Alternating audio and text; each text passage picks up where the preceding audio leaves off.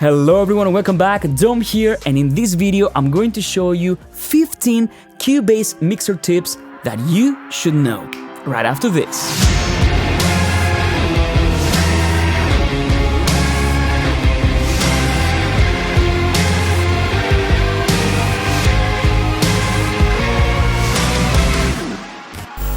So if you haven't watched my 20 reasons why Cubase has the best DAW mixer, I'm gonna link it right here, but today I'm going to give you 15 tips that you should definitely know when you're using the Cubase Mix Console. So let's start. Tip number 1, large, beefy view meters. As you know, Cubase's mixer is really modular. You can make this big, you can make this wide. It's very, very easy to get to the size that you want if you're working on a laptop or if you're working on a 4K monitor like I'm doing right here. But in any case, you also have these amazing view meters here, see?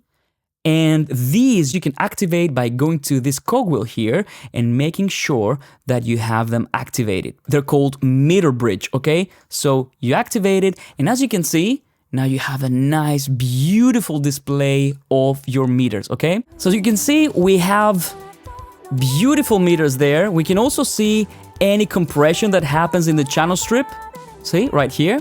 But another cool thing that you can do with these meters is that you can right click and you can set them, instead of being view meters, to be wave meters. And now I can actually see, without going to my project window, where I am in my project. So I can see my vocal here. I can see, okay, great. Let's go a little bit like that. Great. And I can go straight to the point that I want by just checking out the waveforms. You know, if I want to go to this kick drum here,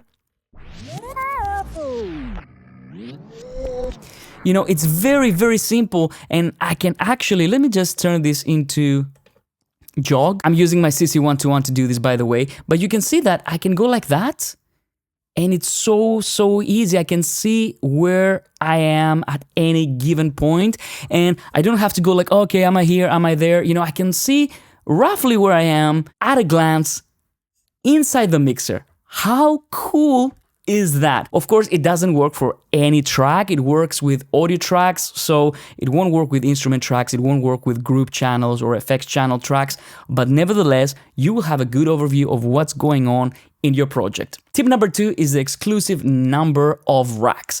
And this is very useful for people that use smaller screens, laptops, and all these things. As you know, Cubase's mixer, again, it's very modular, so you have your pre section, your inserts, your EQs, your channel strip, and so on and so forth. And this requires quite a bit of space when you're mixing, because if you have all these windows open, then you need a big screen. For a 4K monitor like mine, it's not a big problem, but what if you're working on a laptop? So the easiest way to work with a Cubase mixer and all the options that it offers is to go here, see this arrow here, rack settings. You go here and you select exclusive expanded rack. And that means that if you're working on inserts, you're going to expand this rack. If I start working on the strip, then the strip gets expanded and the other ones get collapsed immediately. If I want to work on my sends, for example, I can just click on sends and now I have my send effects. If I want to work on my pre-gain and my filters, it's super simple, and I don't have to close and open the different racks. It's very fast. Now I also want to talk about a couple more window layouts, and this is the tip number 3. It's the pictures and also the channel latency display. So if I go again here on my cogwheel, you will see that we have pictures, and here I can start adding pictures. You know, there are some preset pictures that you can load, but you can also import your user presets. So for example, if you worked with Ariana Grande, maybe you want to have her photo on the mixer channel so that you know that this is her channel, right? Or you might want to, you know, take a photo of a piece of gear that you used and maybe you rent it or you don't have it anymore. This is a very cool, neat trick. Some people don't use it, and I get that, but I think that sometimes it might come in handy. And the other thing is, of course, the channel latency. And when I activate this, it's right here. It appears on the top of every channel. And why is this useful? You know, sometimes that you are doing a production and you're trying to play something real time on your keyboard, but you experience latency and you don't know where this latency is coming from? Well, some plugins can introduce latency to your entire project, and this will mean that no matter what, you're going to get latency when you're playing in real time on your keyboard. So in this case, this view can really help you out determining what plugin is causing the latency so that you can deactivate it while you're recording. And if you click on one of these, you will see, okay, so I can see we have 4 samples of latency from console 1, 6 samples of latency from my DVR250, 367 from my VSS3, and so on and so forth. Most of the times these are not problematic.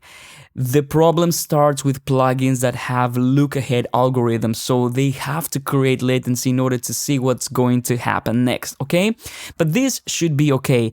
This, though, can really help you out if you're really trying to figure out what causes the latency in your project. So very, very useful tool. Now you know. Tip number 4 is you can edit and view your EQ straight on the Mix Console. And you will probably have seen this view right here. But if you actually click on one of these, this will open a small view of the EQ. And now you can start EQing straight up here. And you can also see the analyzer. Really, really neat, really useful if you want to do EQ changes on the fly. Tip number 5, and huge feature in the Cubase mixer, I haven't seen any other DAW that has this, is the visibility agents. And this you can access right here, okay? Let me show you what you can do. First of all, you can go here and say, okay, you know what? Right now I'm recording, so I want to activate my input channels, okay? Or maybe I'm not recording, I want to hide them. Maybe I'm working only on audio channels, so I can remove the instrument channels, for example. Or maybe I want to only see the group channels and the effects channels. More about this later on. This is really useful, obviously, because you can focus on the stuff that you want and not be distracted by channels that are not really relevant to what you're doing. But there are more options right here. Check this out. These are the channel visibility agents. If you click right here, you can see show all channels, great. You can show only selected channels. So you can say, okay, I want to select these channels here, okay? If you select this option, it will only show us these channels. This is great because you might want to work just on your drums or just on your vocals. So you can immediately focus on these channels. Now, the most important thing is these options right here, in my opinion. So you can show selected tracks with data, okay? If I click on this, then the tracks that don't have data will be hidden. But you can also show channels for tracks with data at the cursor position. How cool is that? Check it out. If I do this, now I'm only getting the channels that play in this cursor position. How cool is that? Because you might be working on a section where you only have to focus on these channels, and these might be scattered around your project, 100 channels, right? But if at that specific moment only 5 are playing, then this option is golden. Now you can also say show channels for tracks with data between the locators. So you can see I have the locators here, but if I move them here, for example, you will see that only a few of these channels have data in them. So let's activate this. See? Now it gives me only the tracks that have data between the locators. And maybe I want to narrow this down like that. See, now we only get the channels that have data between the locators. This is such a time-saving feature. I cannot even start telling you, but I just showed you right now. You can, of course, assign key commands to this. Very, very cool. Now, the next tip is the search function. If you have big projects, that's a huge feature because you can say Control F on the PC or Command F, and immediately this window pops up. And you can say, I want drums. Okay, I want to go to my drums. There you go, boom, the track is selected. Or you might say, I want Vox. Okay, boom, the track is selected. Again, so fast. And of course, you can do this by clicking this icon right here. You can see all the channels. Good, right? Tip number 7, copy channel settings with drag and drop. So let's say that we have this channel here, we have our Vox reverb, and I want to copy the exact same settings, EQ, channel strip, everything to another track. How do you do this? You just grab your channel here, drag and drop it to another channel, and then all the channel settings are getting copied.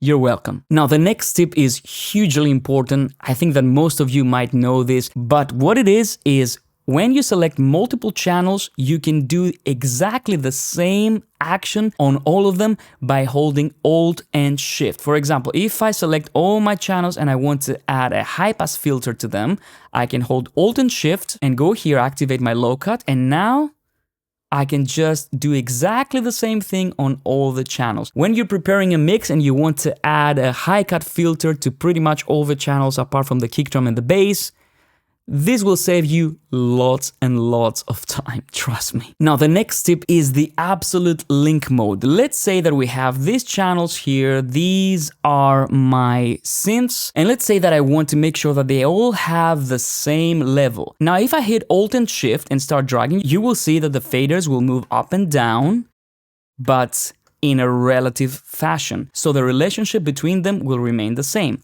But if you activate absolute mode, then you will see that once I hit Alt and Shift and start moving them, they will all jump to the same value for the fader. Check it out.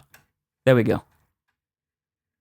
It's very, very easy to do, and this is something that you might want to do very frequently sometimes, and many people are like, let me just have them all go to 0 and then start dragging them up and down. Just use absolute link mode and problem solved. Tip number 10, there are more than one mixers. As you can see, this is my main mixer window. But on my other monitor, I have another window that only shows me the inputs. So I have my main window that I'm working, my main mix console, and then I have another mix console that I can have my inputs when I'm recording. So when I'm recording, I'm checking right there, but when I'm mixing, I'm here and I don't have to see the input channels because I'm not recording anymore. And in order to show the other mix console windows, you just go Studio and select, for example, Mix Console 3. There are 3 of them. So this one, for example, still it has my inputs, but if I change this and I say, look, you know what? I don't want the inputs, I want just the effects channels. Now I can have my effects channels, my reverbs, my delays, or maybe I can have my group channels as well. So it's very, very easy to customize, and most of the times what I do is I have my main mix console where I mix. I also have a console for my inputs, and I also have a mix console for my group channels and my effects channels, so I can have a look at my stems and make fine adjustments. Number 11 is also very overlooked, and these are the panning modes. It's actually a little bit tricky to find it in Cubase, but they're there and it's super simple to use them. Now, this is the standard panner, as you can see, very, very simple. But if you go here, see, you can select the panner type. And if I click on this, I can have the stereo balance panner, which is the default, but I can also have the stereo combined panner.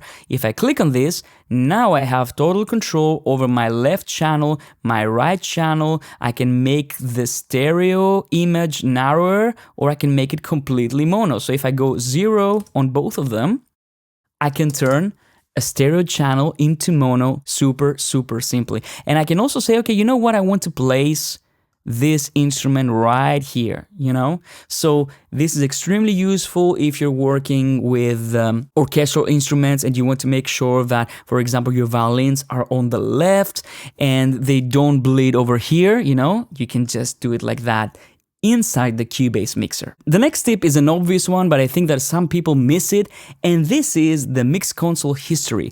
Now, whatever you do in the mix console in your mix has a different history to what happens in your project window, like copy and paste, all these things. And you will find this right here in the left zone. So you have visibility here, and the history. And whatever you do, changes on your intro plugins, changes in the faders, changes in your sound effects, you can always go back. And it's super simple, super snappy. The next tip is the EQ filter transition. And this is a hidden one. It's very well hidden, but it's right here. If you click on this arrow here, the functions menu, you will find the EQ filter transitions soft and quick. So with soft, if you go with your filter changes very, very fast, it will still retain a smooth transition so that you don't get any stepping, any zip effects. anything like that. But sometimes you might want the fastest response possible. In this case, I would go here and change this to quick mode.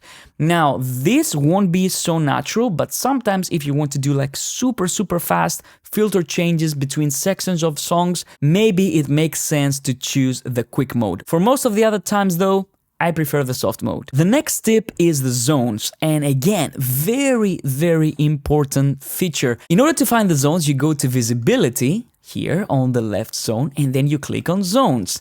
And here is where you select your zones for your mix console. For example, I always have my outputs, my stereo out, like this, docked to the right, okay? And this is because I have it in the right edge, okay? If I set it here, you see it will become one with all the other channels. I don't want that. I want to make sure that my stereo out is on the right and it's docked. No matter what I do, you know, I can just scroll, this will always remain here. And also my reference channel is always there. So I can have a look on the relationship between the levels of my stereo out and my reference channel, and I can see them very easily. I don't have to scroll. Now maybe I want to have my inputs docked to the left side. It's very easy. You just go here and you just set it there.